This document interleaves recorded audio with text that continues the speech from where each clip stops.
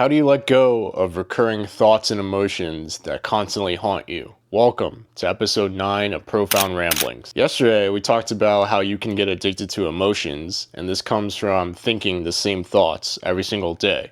So how do you let go of these thoughts so they can stop living rent-free in your head? To preface this, the things I'm going to show you take practice. It's not an instant fix. It's like if a crack addict decides to stop smoking crack one day, doesn't mean his addiction is gone. The urge and cravings will still be there. It's the same with your thoughts.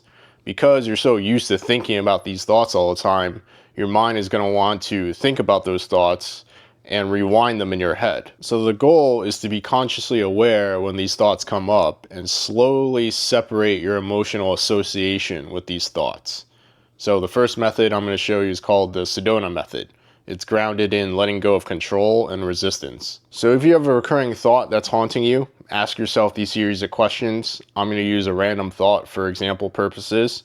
So first, place both your hands on your gut, because your gut is the ultimate decision maker, and ask yourself this: can I let go of thinking I would be happier if my life was different? And answer it, yes. And then make the motion like that, as if you're letting go of tension. When you're first doing this, you might feel some tension in your body, and that's because your body is addicted to the emotions attached to the thought, so it doesn't want to let it go. And the true nature of letting something go means you let go of all judgment of something. So you have to let go of control and resistance related to the thought. So ask yourself, is this a thought that I'm resisting? Can I let go of resisting that thought? Yes. Is this a thought that I'm trying to change? Can I let go of trying to change that thought? Yes. I know this looks weird, especially if it's the first time you're doing this. I felt the same exact way.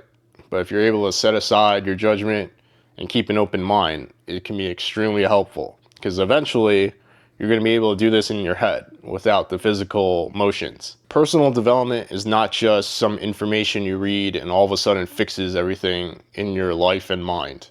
It's a skill that you have to practice and create a habit out of, just like anything else. And not to get too woo-woo yet, Neville Goddard said it's not what you want that you attract.